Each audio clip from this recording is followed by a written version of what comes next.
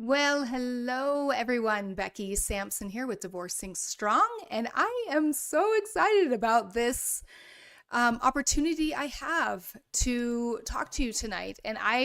First of all, I have to give kudos to Angie and her crew um, for putting this summit together to be able to reach people who are going through divorce and helping them get through these difficult days because it is not easy. I'm just telling you. So, um, hey, I just wanted to introduce myself a little bit, and I'll be able to share a lot of my slides. Don't worry, you can take lots of notes. However, at the end, I'm going to go ahead and give you an opportunity that I will send them to you if you would like. So thank you so much for joining us. And please know that you are not alone. Many of us, as I always joke on my podcast, is that we don't just wake up one morning and be like, hey, I want to be a divorce coach. I want to be a strategist. I want to help people through divorce. No, it's usually because we've been through our own difficult moments in life. And that makes it very we've learned a few things through the process, and we realized that this is a sector of people who really need help. So my name is Becky Sampson again, and I'm going to be teaching you my Divorcing S.T.R.O.N.G method, and I'll probably be going pretty quickly, but I first want to just start off by telling you just kind of my crazy little story. We all have them, right? And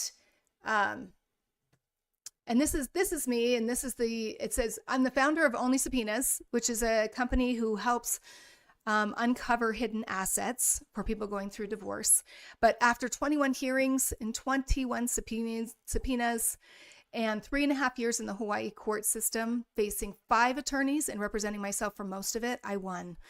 Not just any win, but a fair and equitable outcome for both parties while keeping an open heart, which is probably one of the things I'm going to talk about a lot during this, because it is really a secret weapon. And I'll tell you a little bit more about my story about how I got to that heart space, because it's very difficult sometimes during divorce to keep that. So, but since then, I've been affectionately known as Becky Brockovich. If any of you watched Erin Brockovich, I knew nothing about the court system, about the legal system. And I taught myself everything I needed to know in order to make it through and win my case. So now I help other women navigate the legal system with clarity so that they too can stand up for what's fair and walk away empowered. All right, let's get into it quickly. I'll tell you a little bit. The reason why I was on my second divorce, so I've been divorced twice. Okay. I have very different experiences. My first divorce was easy. We just came to a conclusion. We talked about it. We signed off on it. We went and had it notarized. We never even saw a judge, and went from that. I think it was like 6 weeks. They signed off on it, and we were divorced. My second experience, I was single for 8 years in between that, dated a lot, did all this crazy stuff, and then married a second time. And I told my husband, I said, at the time, I said, this is my last rodeo, because it was really important for me to I'm not getting divorced again. I'm not going through that again. However, like my husband now, I'm now married for the 3rd time and final time, by the way. I'm super, super happy with my husband. But he said, it takes 2 to get married and 1 to get divorced. If that is you, where really, all the cards kind of came together, that you knew it was inevitable, that no, they're not willing to work on it, and they're not willing to negotiate, and they're not easy to negotiate. Believe me, I get it. So my second divorce happened fairly quickly. So we went to Hawaii on our honeymoon, and we were there for an entire month. And the very last day of our honeymoon, he was offered a position to go back and for us to live in Hawaii. And I was like, what the heck? Like, that's crazy. So a brand new marriage, we go back to Hawaii, he gets settled, I end up staying here and getting the house all in order for about 3.5 months so that we could rent it out. We were planning on being there for 2 to 5 years. I eventually go out to Hawaii, and within 4 months, my husband at the time was gathering things for taxes, and he wanted me to sign a tax return that I was not comfortable with and that I believe was fraudulent. And I said to him, I said, I don't do that kind of stuff. And that was a really hard thing for me to say because he's older than I am and was kind of in control of everything. And here I had just moved to an island where I hardly knew anybody. And 10 minutes after I told him, I said I wouldn't sign those fraudulent tax returns, he said to me, he said, Becky, we need to get divorced and we need to get divorced fast. And I was like, are you kidding me? And, he went off to work that day. I was like dumbfounded. Now, that wasn't the only issue that was going on. But the next day, I sat him down. We lived on the beach and had this beautiful apartment on the beach, and we had this deck. So I took him out into the deck on the desk there. And I said to him, I said, well, can you please explain to me, like, what is it about me that, like, you're just so readily able to just discard me, try me on for size and then discard me? And he started naming off things. And I was like, whoa, hold on 1 second. I'm going to go get my notebook, because anybody that knows me, I'm a life coach. I've been coaching for years, and I have all these books that I don't go anywhere without a book. So I went and got my notebook, and I started writing down like everything he would say. And I'm like, what else? And I'd say another thing, and he'd say another thing. And he's like, here, write this one down. And I'd write it down. And then at one point, he said the best thing he could have ever said to me, which was, Becky, I'm having a really hard time seeing the value that you bring to my life. And I was like, wow. Well, here's the great news. The great news is I told him, I said, I know the value that I bring to your life. Regardless of whether or not you choose to see it or not, is none of my business. And needless to say, 7 months later, on April 1st, April Fool's Day, 2020, when the whole world was shutting down from COVID, I served him papers at the airport on his way off the island. Now, I didn't plan on April Fool's Day. There was no joking around. It just so happened to that because the timing of it, they were shutting down the whole airport. And it just happened to be the only day we could get him off the island. But it was a really difficult time for me to come and grasp. I mean, even when I said to him, I said, is there nothing that we can do? Like nothing? And he was like, no, we're not compatible. I'm out of here. And I was devastated. I really was devastated. And I knew nothing about the court system at that point. So, and because I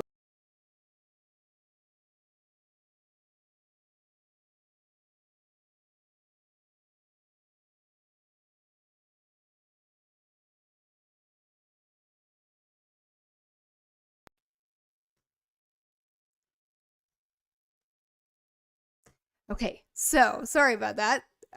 Technical difficulties. Um, so many of you may relate to the fact that you're left with no resources, no money, nothing.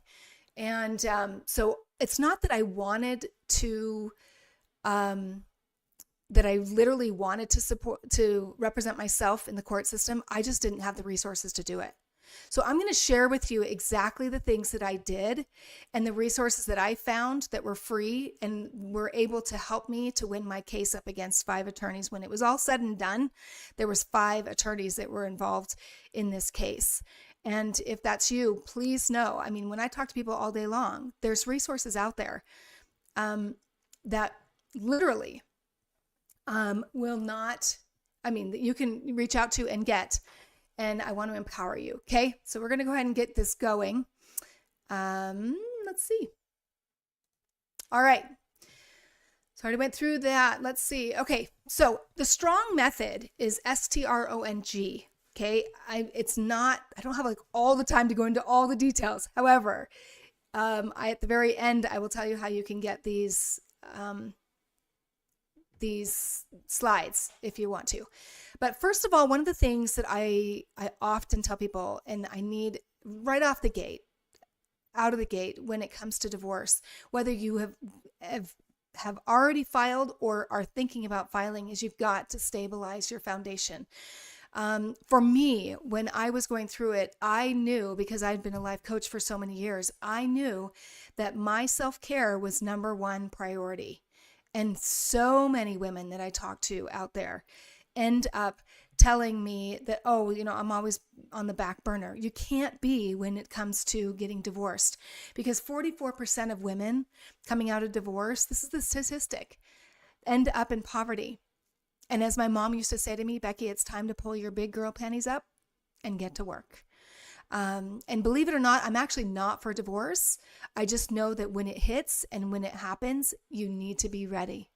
So I really encourage you to get a self-care plan together. Secure your environment. Know what's around you. Know where you need to go if something were to happen, and to have a safe space, because all kinds of crazy, it's interesting. I always say you don't really, really know someone until you divorce them. And especially if you've dealt with unhealthy and abusive relationships like I have. And it was scary. I was on an island in the middle of nowhere, only knew 2 people when I first moved there. And I needed to find safe places to go. Build your tribe and keep them informed. I did a podcast a couple months ago, and I love what she shared. She shared that when she was going through her divorce, she had several people in her tribe. And I always say, don't just pick 1 or 2 people. Okay. People will get burned out especially if it's a high conflict divorce. Have a group of people that you can call, people at 2:00 in the morning when you need somebody to talk to who are willing to do that. But build your tribe. And what she did is that she created on her YouTube channel, she created a private, unlisted, I should say not private, but unlisted videos that she would do check-ins. And then she would send those links to her friends, which I thought was brilliant. Because to me, instead of having to tell the story a million times over, and sometimes that's therapeutic in and of itself, but that is like so important that you get your communication out there. 4 is create personal boundaries. Okay. One of the things I did on my first divorce is the communication between my husband and I at the time was very toxic.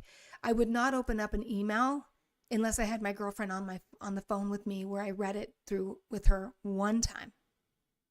And she would help me see where the unhealthy thinking is, because I wasn't detached enough from the situation. My second divorce, we never spoke again, which actually was beneficial, given our situation. But so yeah, have your personal boundaries. How long are you going to talk to your former? What are you going to talk to him about? Even with friends, where's your boundary of what they can ask about, what they can't? Communicate that to them. Ask for what you need. And then give yourself some grace. Grace is like so important, because you're going to feel all kinds of emotions. And especially if you're going through the court system, I'm going to kind of go over some things with the court when we get to that point, about how to navigate it, how to know when to get an attorney, that kind of things. But first, the very first thing to do, whether you're considering it or you've just been served or you are serving, is stabilize your foundation. Okay? Transform the narrative. This is a whole workshop in and of itself. Interesting enough, when I was going through my second divorce, I was getting my degree in conflict resolution, mediation, and peace building, which was pretty hilarious if you ask me, because there were times where I felt a lot of anger. There was times where I wanted to lash out. And there were times where I would go places in my mind that were not very healthy. And so I say, identify the story that you're telling yourself, because it will affect the way that you choose to see the other person. To replace lies with truths is, as things go into court, and this happens all the time, where there's lies that the other person will put into the court, whether it's through their attorney or whether it's through their own means. And instead of getting triggered, just look at that and go, is that true? Is that true? And if it's not, then, switch that in your mind and say, this is what's true. And how do I defend that? Because it is, in the legal system, it definitely is something where you've got to prove to the court. And you got to understand that judges deal with this all day long. That's one of the things that they do not want to see, is they don't want to see drama in their courtroom. So keeping the emotions out of it, but allowing yourself to really see the truth. So transforming the narrative that you tell yourself and you tell other people. So determining what's yours and what's his. Okay. So there's things that may be said to you, or the manipulation, or things that they're trying to do that are causing you issues. Determine what you can control and what you can't control. I'm kind of going through these really quickly, but your greatest weapon is your heart. So the day that I dropped my former husband off at the airport on that April Fool's Day, April 1st day, man, I have to say, my one prayer to God that day was, please keep my heart soft towards him and towards other men. And that was probably one of the most challenging things in that 3.5 years in the court with him. However, I had my moments. However, I have to say that really was one of my defining moments. The last day that I saw him in court, is to know that I could still walk in and see him as a human being. So number 5 is object versus person. In any kind of conflict, and I learned this getting my degree, is anytime you're in a conflict with somebody, you want to objectify them. You want to take the human side of them. One of the things that was so frustrating for me is that my former husband, I almost guarantee you, he thought that I was going to take him for everything that he had.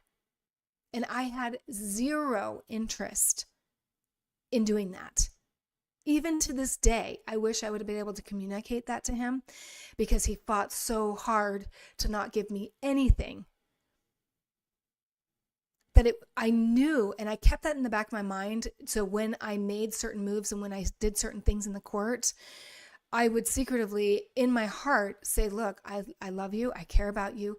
Even though I couldn't communicate those verbally, I wanted to energetically give him that and not give him any power over me in turning me bitter, because I wanted to become better. I know that is a very cliche thing to say, but if you're having a really hard time with anger or with resentment or with those kind of things, check where your heart is versus your head, because the minute you get into your head, they're going to win the game. And you got to know how to play in order for you to come out stronger. So R, research, rights, and strategies. Okay, to strategize. This is where my secret sauce is what I realize is that when people are going through divorce, they really do not understand, because we don't go to school. Like, who goes to school to get divorced? Like, honestly. And one of the things that really helped me towards the latter part of my divorce was ChatGPT and Google. Like, ChatGPT probably the most, because I would say, okay, this is all the things that I'm dealing with. These are, what are my rights in doing this and this and this? Because we went all the way. We did 21 hearings. We were only together less than 2 years. It got to the point where we went to trial, and he settled that day of trial. However, it took me another 1.5 years to enforce the settlement that he offered me. So a lot of people think that just because you've been offered a certain thing in a divorce order doesn't mean that they are going to actually pay. And there's very specific things that you can do to enforce the payment. And I did do those things. So that, I mean, it just got to the point where it was ridiculous how many times I had to go back to court to do motions. So one of the things that I put on this list is motions and subpoenas. People, even if you're pro se, you have the right to do subpoenas. Now, I wouldn't come straight out of the gate with subpoenas because it's a little bit more of an aggressive move. I'm all about if you can go at your divorce in a peaceful way, and mediation would be an excellent way to where to start. If you can get to the point, it's way less expensive than the route that we went. However, if you do end up getting an attorney, like, you got to know when you need an attorney and when you don't need an attorney. One of the things is that if you are left and you are one that is the disadvantaged financially, you may qualify for legal aid. So no matter what state you're in, go and check out the legal aid and ask them questions. Write down your questions before you get on there and see if you qualify to have an attorney talk to you. That is something a lot of people don't know, that you can read. Every single state and every community has a legal aid that you can reach out to. If you do need to go for an attorney, one of my things that I always say is don't marry the first divorce attorney you meet, because you're in a panic. You want to literally hire an attorney, but I can't tell you how many stories I've heard of people who hire these attorneys and then you end up in a battle with the attorney. Okay, I also want you to keep in mind that these attorneys have lives too. Don't objectify your attorney. I said that the other day when I was at a conference for divorce attorneys, and this attorney's like, "Amen, sister." You know what I mean? She's just like, we get stressed too. And so one of the things that I'm going to actually be putting in my book is how to hire an attorney, how to get an attorney to work for you, and how to work with an attorney. Because when you hire an attorney, they are there to advocate for you. However, you need to still advocate for yourself. You got to research your rights. And I had a story the other day. There was a gal that called me, and her attorney gave her some advice and told her that she needed to choose between alimony and the half of the increase of this business that her and her husband had built. And I'm not an attorney. I don't play one on Facebook. I don't play one on podcasts. However, I did direct her to the actual code within the divorce space to be able to go and research what her rights are. And again, ChatGPT, if you ask ChatGPT, what are my rights, or, what's this statute, ask where in the code is it, and then go research and read the code. You can do that. I also talked to a gal the other day that works for the court system. And when I was telling her that, I do subpoenas for attorneys, divorce attorneys, she's like, "Becky, I had no idea that subpoenas were as easy as they are for pro se people." And I'm like, "Well, I did all 21 of my subpoenas when I was pro se. And when I finally turned my case over to the attorney that I ended up getting, he said, 'How in the world did you get them all to respond when you're not even an attorney?' I said, I know, because I couldn't afford to fail. So I had to research. And because I'm not a legal profession, I can't tell you how to do them, but please know that you can go to your courts and ask them in your self-help how to do them. And that helps you, especially if you're in a high conflict divorce and you think that their assets are hidden. I always say, just because they're hiding assets doesn't mean that they're hidden.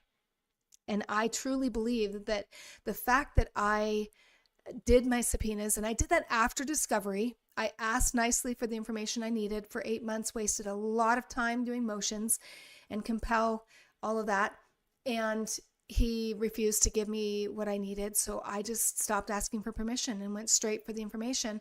And I believe that is the reason why we were able to settle with the settlement that I was able to get, which was fair and equitable. I'm not for going after more than what is yours, but you need to know what your right is so that you know what you are advocating for yourself. I love what somebody said earlier in one of the lives, is that word fight. I don't know if I would put fight there either, but advocate for yourself. Okay. Next one is organize the essentials. This is one of the things that I do in one of our programs when I work with people in my group program. I also help them to put together all of the information that you'll need. Finances, passwords, get a binder, document everything. I mean, this is a no-brainer. I think one of the main reasons why I won is because I was such a good documenter.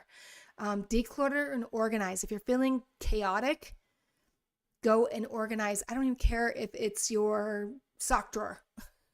Do something and put it into order so that you feel like you can move on. And also have a go bag. Next one is negotiate from strength. This is one of the things I put on here is know what matters to them and know what matters to you. I put them first because if you study anything about negotiations, and especially as a trained mediator as I am, it's so important if you're going to negotiate from a place of strength, you need to know what is important to them. And every case is different. Sometimes it's the kids, sometimes it's the money, sometimes it's the business, sometimes it's the house, sometimes it's whatever it is for you. Make a list, right? Put a line down the middle, say what is most important to this person that I'm divorcing and what's most important to me. Because when you're going into negotiations, you need to know where your bottom line is and what it is that you're willing to do. Prepare, don't react. Lead with facts, not fear. So the more prepared you are, the more you know your rights, your confidence will go up. And know when to say no and walk away. Because one of the things, a divorce is a negotiation. It's a master negotiation. Okay? And G, the last step of this process is grief. Grieve and grow forward. I wish I could take away the pain of, I lost my dad at a very young age. I was only 23 years old when he died in a car accident. And it happened like that. One day he was here and the next second he was gone. And I was very, very close to my dad. And having gone through 2 divorces now, I totally see that it is PTSD. It is trauma. It is grieving. And sometimes it's even harder grieving through this because they're still around. They're still attached to your kids. They're still attached to the family. And then there's relationships you're losing relationships. And so oftentimes people would call me sometimes and I would be really, really angry. I would just be super angry about what was going on and what was being put in the court and all these lies and all this stuff. And people would be like, Becky, calm down. You got this. You know what I mean? I'm like, but you know what? There's going to be days that you're going to feel that way. There's days that just allow yourself to feel the pain and the anger. And there was other times in my life where I suppressed that. I didn't allow myself to feel it. And it showed up in other places and in other relationships. And so my thing is that deal with that grief, that anger, that resentment in healthy ways, like writing, going for walks, talking to God, doing release work, like let go, let God. Like I literally could not have made it through without doing the internal self-care work, because there was some days that I felt just fine and all of a sudden something would come up in the court and I'd get an email or I'd get something in the mail and boom, it would hit me hard. And for me, I went to the ocean. You might go to the mountains. You might go for a drive. You might go for a walk. You might listen to music. Music was another huge thing for me when I was going through that. But the other thing that really made a big difference was what was I looking forward to in the future? And I think forward casting is like, okay, this is what I'm moving towards something, because if I'm not, I'm always going to be looking back. And it's like a monkey, as I always explain to it, it's like a monkey in the forest. If you're holding on to the past and you're trying to swing to the future, you end up stuck if you let go. If you don't let go, I'm sorry. If you don't let go, you're stuck. Be willing to let go. Be willing and give yourself the time that you need to grieve. And then, like I said, choose becoming better, not bitter. And know when to say no and walk away. I just want you to know, I feel your pain. I know what it feels like. And, it's interesting. I was talking to somebody that people in this space, and I might have mentioned at the beginning of this, people in this space don't wake up in the morning and say, hey, I want to be in the divorce space. It really comes through our own heartaches and our own pain. And one of the things that I want to empower you, okay, is I've put together a divorce cheat sheet. This is 100 divorce terms. If you do not understand the lingo of the legal system, it's going to be very, very difficult for you to navigate, even with an attorney. If you have an attorney that says certain things and you don't understand what they're saying, and you don't have any way of understanding, go through and learn these terms. Learn these terms. Here's the QR code. You can look it up. It takes you straight to the free download, or you can go to my website, beckysampson.com, and just click on the free, and you'll see it right there as well. But this is probably one of the most important documents that I've done for people, because once they understand the terminology, it's like going to school for anything. But once you understand the terminology, you're better equipped to being able to navigate the legal part of it. So with that, I'm going to go ahead and leave you. Thank you so much for checking in. Thank you so much I may not know you personally, but I feel the pain. Nobody gets married to get divorced. Nobody starts a relationship off or a family, but know that you're not alone. These people in this group are here to support you. I'm here to support you. And we are passionate about what we do because we feel like we came through our divorces. At least I can only speak for myself, that I feel like I came through a lot stronger than when I started. And I personally know the value that I bring to people's lives, regardless of whether or not people see that. And many times in divorce, we forget that, and we think that it's a permanent state that we're in and that there's never going to be anything after divorce. But I'm here to tell you, there's this beautiful life. I never thought I'd get married again. And I literally am married to the love of my life. And it happened without me even looking. But I was determined to take my divorce one day at a time.